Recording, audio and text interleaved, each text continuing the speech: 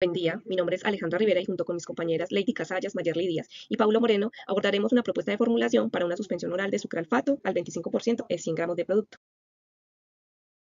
Aquí un breve resumen de lo que abordaremos en esta exposición. Inicialmente les presentaremos una formulación base que contiene, además del principio activo, los excipientes como sacarosa, glicerina, etanol y agua. Esta propuesta será analizada y posteriormente reformulada con el fin de optimizar su estabilidad, funcionalidad y adecuación como una forma farmacéutica en suspensión oral. Hablemos un poco del principio activo, el sucralfato. Este es un agente protector de la mucosa gástrica y es utilizado principalmente en el tratamiento de úlceras gástricas y duodenales, así como en otras afecciones gastrointestinales donde se requiere proteger la mucosa.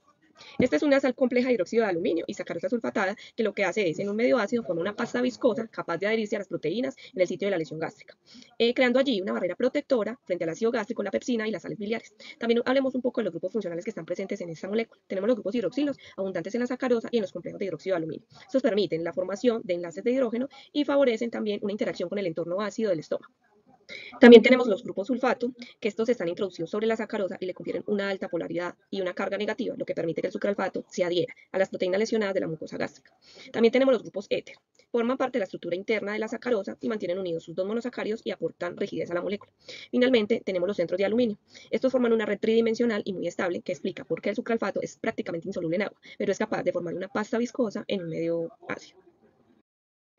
Aunque el sucralfato es polar, es prácticamente insoluble en agua y solventes orgánicos debido a su estructura polimérica grande y estable. Otras características que tenemos por decir es que es un sólido blanco o blanquecino, también es amorfo y microcristalino. Se hincha y forma una suspensión viscosa en el estómago. Este no presenta ni densidad ni viscosidad debido a que está en forma sólida y tiene un pKa bajito debido a que indica que grupos sulfatos son ácidos fuertes y capaces de ionizarse fácilmente en el estómago. Esta propiedad favorece pues la formación de una capa protectora sobre las úlceras, ya que el sucralfato se vuelve más reactivo en medio ácido y se adhiere eficientemente en las zonas lesionadas. Hablemos también de otras características que hacen parte de los excipientes de esta formulación. Tenemos entonces la sacarosa, que es usada como preservante biológico y viscosante, también como edulcorante. Esta es un disacárido formado por glucosa y fructosa y es altamente polar por sus múltiples grupos hidroxilo. Esta es muy soluble en agua y presenta cristales blancos con sabor dulce, lo que indica que en un medio ácido puede hidrolizarse en sus monosacáridos. Tenemos también la glicerina, esta es empleada como humectante y viscosante, es un líquido incoloro y viscoso, es miscible en agua gracias a sus grupos hidroxilo. Tiene una alta viscosidad, se debe a las fuertes interacciones de hidrógeno entre sus moléculas y su pKa indica que los grupos alcoholes son muy poco ácidos, por lo que no se ionizan fácilmente. Tenemos también el etanol, este es utilizado como cosolvente, es un líquido incoloro volátil, miscible en agua, por su grupo hidroxilo. Aunque es menos polar que la glicerina, tiene baja viscosidad, tiene una densidad de 0.789 e indica que su grupo hidroxilo es débilmente ácido debido a este pKa que contiene. También tenemos que el agua es un disolvente universal para formulaciones líquidas. Esta es un líquido incoloro e inoloro y con una densidad de 1. Es extremadamente polar debido a su geometría angular. Bueno, la propuesta que tenemos de formulación para una suspensión oral del sucralfato, el 25%, consiste en los siguientes ingredientes. Tenemos el sucralfato, que sería nuestro principio activo, en una cantidad de 25 gramos, el carboximetilcelulosa sódica, que es nuestro agente de suspensión. Tenemos también la glicerina como un coadyuvante humectante, la sacarina sódica, que es el edulcorante. Tenemos la esencia de cereza sin etanol, que es el aromatizante y saborizante, y el agua purificada, que es nuestro disolvente. Bueno, el procedimiento consiste en que inicialmente vamos a tener la carboximetilcelulosa sódica, eh, la vamos a colocar en 50 mililitros de agua purificada a una temperatura de más o menos entre 60 y 70 grados Celsius para obtener una gelificación homogénea. Luego vamos a incorporar la glicerina a esta mezcla en donde tenemos la gelificación homogénea. Vamos a adicionar 5 gramos de glicerina. Luego vamos a incorporar el principio activo. eh, ya como bien les explicó mi compañera, este principio activo va a tener unas características físico-químicas y por su naturaleza en cuanto a la estructura química, no es muy soluble en agua. Entonces vamos a hacer una agitación constante en donde vamos a ir colocando lentamente para que se vaya unificando y homogenizando con nuestra mezcla humectada que ya tiene la glicerina y nuestro gel. Luego vamos a preparar la solución acuosa de sacarosa. Vamos a disolverla previamente en agua purificada y la vamos a ir adicionando en fracciones para obtener una solución translúcida. Finalmente adicionamos el aromatizante que es el que nos va a ayudar a enmascarar de pronto el sabor amargo de nuestro principio activo. Mi nombre es Pablo Moreno y el día de hoy vamos a calcular el pH de una formulación. Observando la formulación tenemos que los componentes que pueden afectar esta formulación son el sucralfato y el agua. El sucralfato con 25 gramos y el agua con una capacidad suficiente para 100 gramos o 100 mililitros, ya que su densidad es 1 gramo sobre mililitro. Consultando en la literatura encontramos que la solubilidad del sucralfato es de 0.774 gramos sobre litro, o sea que es insoluble en agua. Los componentes que no afectan el pH en esta formulación son la sacarosa, la glicerina y el etanol, ya que estos en sus reacciones no liberan ni hidroxilos ni protones de hidrógeno.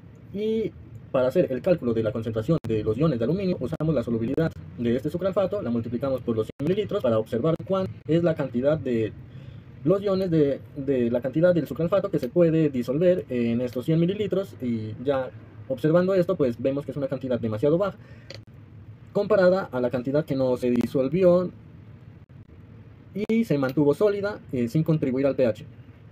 Para calcular las moles usamos este dato calculado en los 100 mililitros, los dividimos por el peso molecular y nos da un valor de 4,84 por 10 a la menos 5 moles. Y para hallar la concentración de iones de aluminio, asumiendo una disociación completa, obtuvimos que la concentración de estos iones es las moles encontradas sobre los 100 mililitros que contiene la formulación, y eso nos da un valor de 4,84 por 10 a la menos 4 molar. Usamos esta ecuación clave, que es para encontrar la concentración de los protones de hidrógeno, y que es igual a la raíz de la constante de hidrólisis por la concentración de nuestro ion, que en este caso es aluminio, donde la constante de hidrólisis es igual a una constante de agua sobre la constante de acidez. Esta constante de acidez la hallamos a partir de un pKa que encontramos en la literatura, el cual era valor de 5, y pues haciendo los cálculos su Ka es de 1 por 10 a la menos 5 para este ion. Y esta es nuestra ecuación de hidrólisis para el ion de aluminio, en el cual se desprende agua. El cálculo del pH, en este caso, es reemplazando esta ecuación clave, ya calculando estos valores, por ejemplo, la constante de hidrólisis que nos dio 1 por 10 a la menos 9 por la concentración de iones de aluminio, y esto nos da un valor de 6 por punto 96 por 10 a la menos 7 molar de concentraciones de protones. Y haciendo el cálculo del pH, que es la menos logaritmo de esa concentración de protones, nos da un valor de 6.16 con respecto a la solubilidad encontrada en la literatura. Pero sin tener en cuenta esta solubilidad encontrada en la literatura, tenemos que los cálculos, solo con los datos proporcionados en la guía, podemos encontrar que las moles de sucralfato es 25 sobre el peso molecular. Esto nos da un 0.0156 moles. La densidad del agua, que es pasando de gramos a mililitros, y haciendo el cálculo de los iones de aluminio, nos da 0,156 molar. Y haciendo el respectivo cálculo de la concentración de protones de hidrógeno y hallando el pH, con las fórmulas ya mencionadas, tenemos que aplicamos raíz de la constante de hidrólisis de este ion por 0.156 molar, que fue la concentración hallada, y eso nos da un valor de 100.25 por 10 a la menos 5 molar de las concentraciones de hidrógenos, y obtuviendo finalmente un pH de 4.9 en la formulación, con solo los datos proporcionados en el artículo.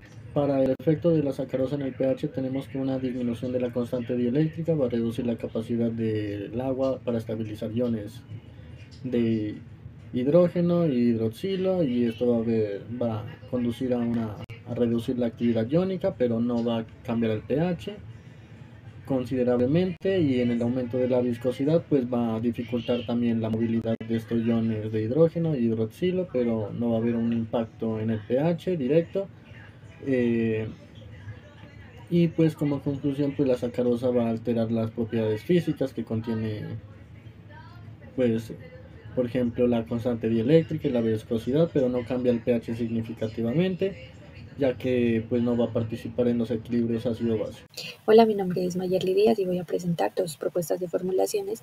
La formulación número 1 contiene el principio activo, que es el sucralfato, y este tiene, por la presencia de sulfato y aluminio, tiene capacidad de unión a proteínas cargadas positivamente en el sitio de la úlcera mucosa gástrica. Este principio activo es insoluble en agua, su costo es moderado. Tenemos el metilparabeno, que es un conservante antimicrobiano debido a que tiene en su estructura un anillo aromático y un grupo éster, lo que ayuda al interferir con la función de la membrana celular de los microorganismos. Es estable a pH 4 y 8, relativamente es económico. Tenemos el sorbitol, que es un agente edulcorante, humectante y modificador de la viscosidad. Por contener en su estructura grupos hidroxilos, ayuda al dulzor y a propiedades humectantes. También su alta viscosidad en solución. Es estable en solución, su costo es relativamente económico y también tiene menos calorías que el azúcar convencional, lo que es útil para personas que requieren dieta. Tenemos el natrazol, que es un agente suspensor modificador de la viscosidad, que este es un éter de celulosa no iónica, es soluble en agua, se dispersa fácilmente en agua fría o caliente. Este también es de alta masa molecular, la hidroxietilcelulosa. Las cadenas poliméricas se hidratan de agua formando una red tridimensional que aumenta la viscosidad del medio y suspende las partículas insolubles. Su costo es moderado. Con respecto a la Bicel, es un agente suspensor, estabilizante de la suspensión. Es una sustancia no iónica es una mezcla de celulosa microcristalina y carboximetilcelulosa sódica. Estos dos ayudan al hidratarse. Aumenta la viscosidad, proporcionando estabilidad a la suspensión. Su costo es moderado. Y con respecto al fosfato de sodio dibásico y fosfato de sodio monobásico, son sistemas buffer, lo que ayudan a tener un rango de pH estable en la suspensión. Su costo es económico. El fosfato dibásico tiene capacidad para formar complejos con iones metálicos, en este caso el aluminio, lo que le ayuda a evitar que se formen depósitos y mejorando la eficacia de los productos. Tiene un saborizante de limón, lo que le ayuda al gusto, a la adherencia del paciente al tratamiento y a las poblaciones pediátricas.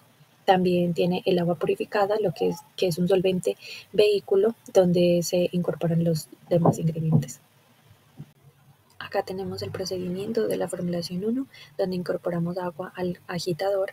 Luego el sucralfato debe ser molido para disminuir el tamaño de partícula. Le agregamos el sorbitol humectante en la primera etapa. Tenemos una segunda etapa donde ingresamos metilparabeno con una porción de agua a 90 grados centígrados y tenemos un tercer tanque agitador que se incorpora el natrazol y el Avicel.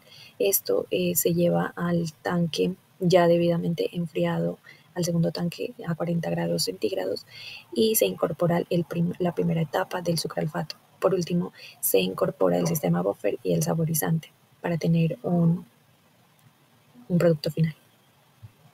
Bueno, ya para la formulación 2 tenemos similaridad de ingredientes, únicamente vamos a hablar sobre los ingredientes que cambian, que sería el dióxido de silicio. Este actúa como una red que ayuda a que todos los ingredientes se mantengan mezclados y no se asienten al fondo, asegurando que una dosificación adecuada del principio activo. Tenemos también la glicerina, que como vemos los punticos verdes, los OHs, son muy buenos para atraer y retener agua, lo que ayuda a la humectación.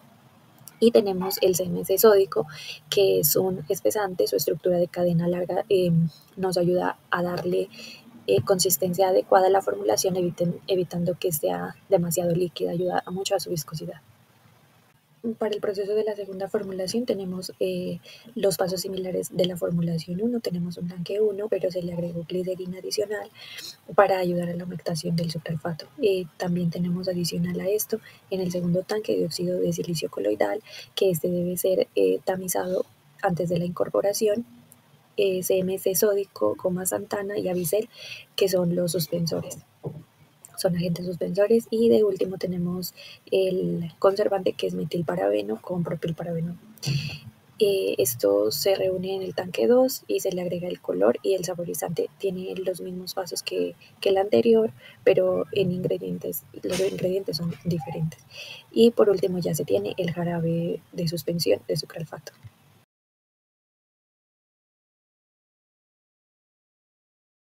Y bueno, por último presentamos la factibilidad de desarrollo de esta formulación farmacéutica, donde se discute que es altamente factible la formulación de esta porque Es una función esencial el desarrollo y elaboración de formulaciones farmacéuticas como esta suspensión oral de sucralfato, ya que permite ajustar dosis para pacientes especiales como niños, personas con disfagia y mejorar la palatabilidad. Estos son manejables para suplir necesidades terapéuticas específicas. Muchas gracias. Bueno, y presentamos la bibliografía de donde sacamos y consultamos todo lo relacionado con la suspensión de sucralfato. Muchas gracias.